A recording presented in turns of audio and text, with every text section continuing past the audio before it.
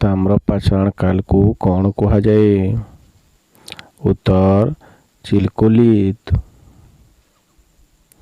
Question number 2 ସର୍ବପ୍ରଥମେ କୃଷି କେଉଁଠାରେ କରାଯାଇଥିଲା ଏବଂ କେଉଁ ଚାଷ? ଉତ୍ତର ଇରାନଠାରେ ଏବଂ ଜଉ ଚାଷ। କ୍ୱେଶ୍ଚିନ୍ ନମ୍ବର 3 ଗହମ ଚାଷ ପ୍ରଥମେ କେଉଁଠାରେ ଦେଖିବାକୁ ମିଳିଥିଲା? ଉତ୍ତର ପାକିସ୍ତାନର ମେହେରଗଡ଼ଠାରେ ଆଜିକୁ ପ୍ରାୟ 7000 ଈସା ପୂର୍ବ।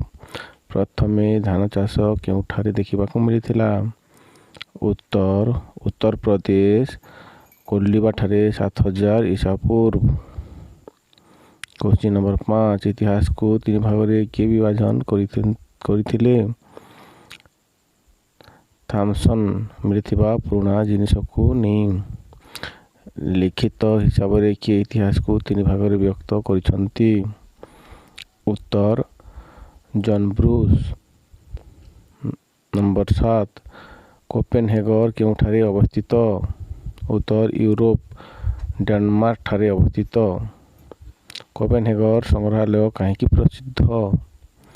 ଉତ୍ତର ପୁରାତାତ୍ତ୍ୱିକ ଆର୍କିଓଲୋଜିକାଲ ସ୍ରୋତ ପାଇଁ। ଏଠାରେ ବିଶ୍ୱର ପ୍ରତ୍ୟେକ ପୁରାତନ ଜିନିଷ ଦେଖିବାକୁ ମିଳିଥାଏ। କ୍ୱେଶ୍ଚିନ୍ ନମ୍ବର 9 ଭାରତରେ ସଂଗ୍ରହାଳୟ କେଉଁଠାରେ ଅବସ୍ଥିତ? ଉତ୍ତର ଭୋପାଳଠାରେ ମାନବ ସଂଗ୍ରହାଳୟ। କ୍ୱେଶ୍ଚିନ୍ ନମ୍ବର 10 ମାନବ ସଂଗ୍ରହାଳୟ କେଉଁ ମନ୍ତ୍ରଣାଳୟ ଅଧୀନରେ ଆସିଥାଏ? ଉତ୍ତର ସଂସ୍କୃତି ମନ୍ତ୍ରଣାଳୟ ଅଧୀନରେ ଆସିଥାଏ।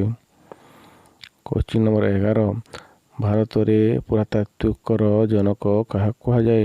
ଉତ୍ତର କଲିଂହମ୍ଙ୍କୁ କୁହାଯାଏ। କିଏ ବିଶ୍ୱରେ ପୁରାତାତ୍ତ୍ୱିକ ଜନକ ଭାବେ ପରିଚିତ? ଉତ୍ତର ବ୍ରୁସ୍। ନମ୍ବର 13 ଭାରତରେ ପ୍ରଥମେ କୃଷି କେଉଁଠାରେ ଆରମ୍ଭ ହୋଇଥିଲା? ଲୋହରାଦେଓ 8000 ଈସା ପୂର୍ବ। ନମ୍ବର 14 ପ୍ରଥମେ ଯେଉଁ ମାଟିର ପାତ୍ର ତିଆରି କରାଯାଇଥିଲା ତାହାକୁ କ'ଣ କହନ୍ତି? ଉତ୍ତର ମୃତଭାଣ୍ଡ କୁହାଯାଏ। କ୍ୱେଶ୍ଚିନ୍ ନମ୍ବର 15 ସେହି ମାଟିର ପାତ୍ରକୁ କିପରି ଆକୃତି ଦିଆଯାଉଥିଲା?